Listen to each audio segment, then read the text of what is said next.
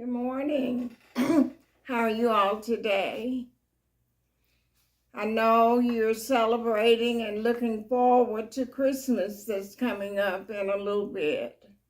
So bless your families for me and your friends. Welcome to Bible study this morning with Andre and Betty. We're continuing our studies from the book of Genesis, and we're in chapter 10.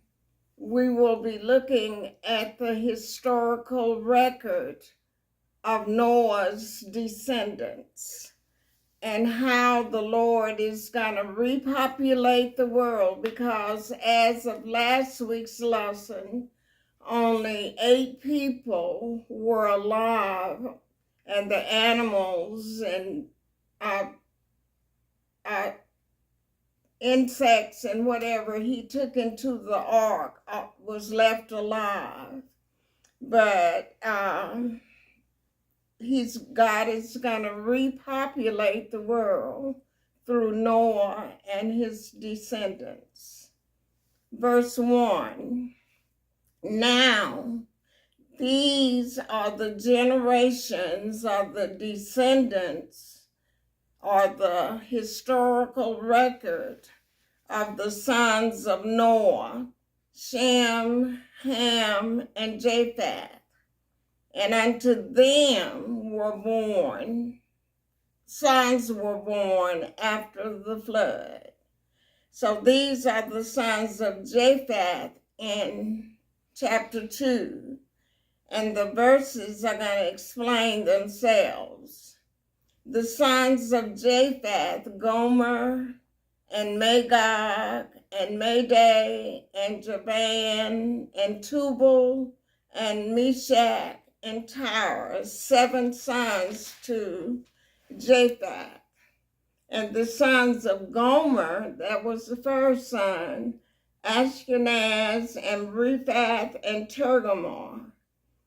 Verse 4, and the sons of Javan, Elisha, and Tarshish, Kittim, and Dudanim.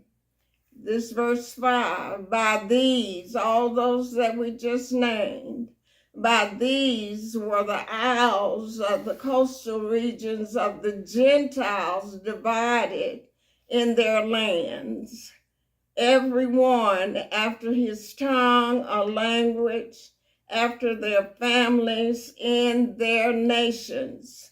Now, this is the summary of what is going to happen, but it has not happened yet, but it will in this chapter, that the earth is divided into different lands and countries and languages. So here is just given a preview of what's going to happen. And now verse 6 begins the sons of Ham. And the sons of Ham, Cush, and Mizraim, and Put, and Canaan, 4 sons to Ham. And the sons of Cush, Sheba, and Havilah, and Sabta, and Ramah, and Sabchika. And the sons of Ramah, Sheba, and Dedan. Verse 8. And Cush begat Nimrod. And we've been hearing about Nimrod for years, but here's his story. And Cush begat Nimrod. He began to be a mighty one in the earth. He was a mighty hunter before the Lord. He was a mighty hunter before the Lord. Wherefore it is said, even as Nimrod, the mighty hunter before the Lord. And you can compare 1 Chronicles chapter 1, verse 10 to get the descendants of Nimrod. Verse 10. And the beginning of his kingdom was Babel, and Erech, and Akkad, and Calneh, in the land of Shinar, and that's the country of Babylon, the Babylonian Empire.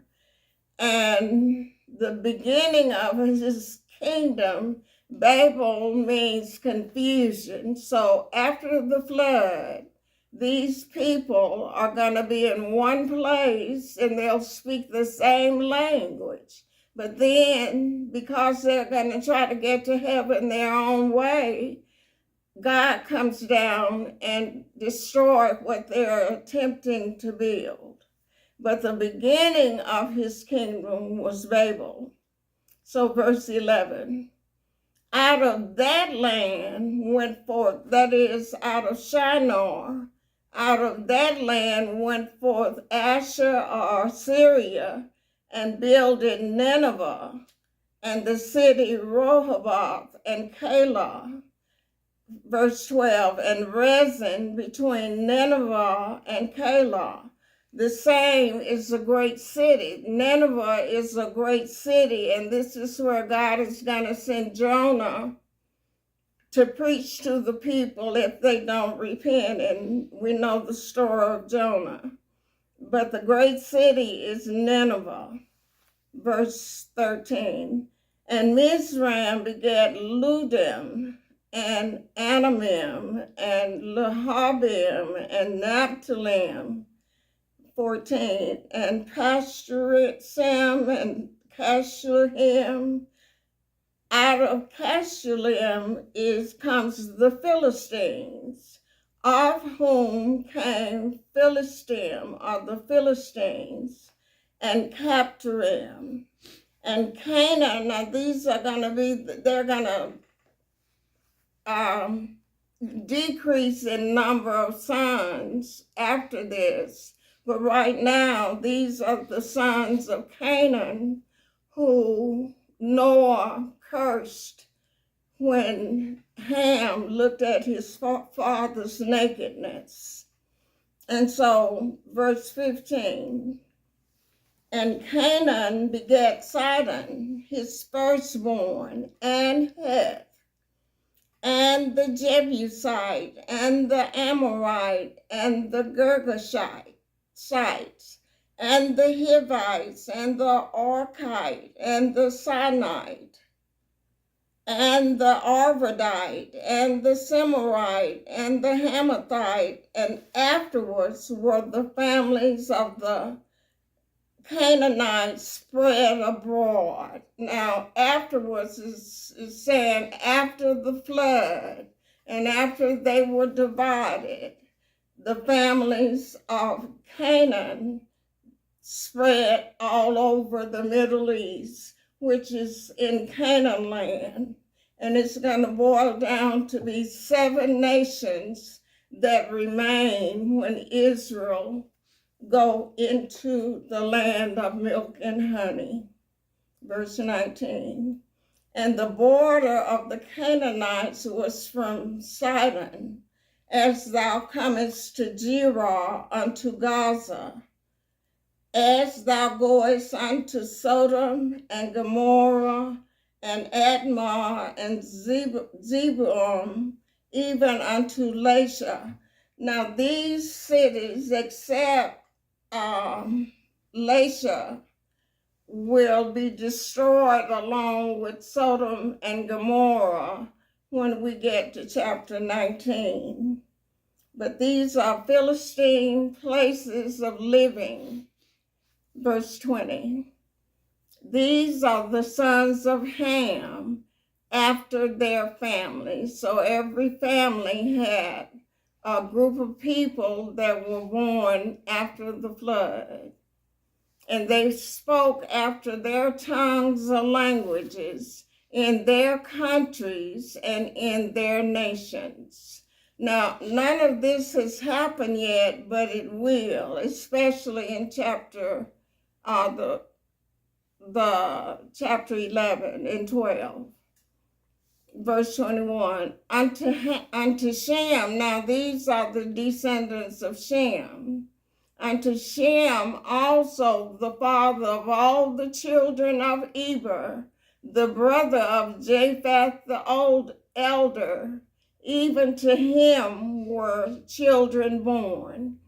So the children of Eber comes from Shem, and Japheth is the oldest son, then Shem, then Ham. Verse 22, and the children of Shem, Elam and Asher and Arphaxad and Lud and Aram. And the children of Aram, Uz and Hul and Gether and Mash. Verse 24, and Arphaxad begat Selah, and Selah begat Eber. Verse 25, and unto Eber were born two sons. The name of the one was Peleg. His name means division, for in his days was the earth divided, and his brother's name was Joktan. So you'll read about Peleg later. Verse 27. And Joktan begat Almodad and Shelah and Hazarmaveth and Jerah. Verse 27. And Hadoram and Ozal and Diklah. Verse 28. And Obal and Abimael and Sheba and Orpha and Havilah and Jobab. All these were the sons of Joktan, and his brother's Peleg. Verse 30. And their dwelling was from Mesha as thou goest unto Sephar, a mount on the east. These are the sons of Shem, after their families, after their tongues, in their lands, after their nations. Verse 32. These are the families of the sons of Noah, the descendants of his 3 sons, after their generations, in their nations.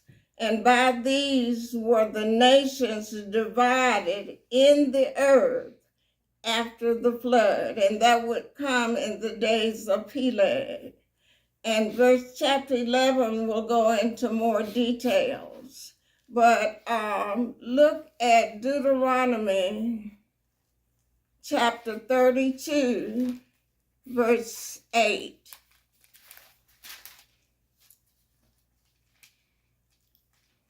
Chapter 32, verse 8.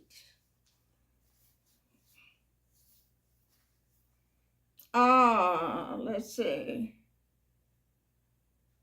I start at verse 7. Remember the days of old, consider the years of many generations.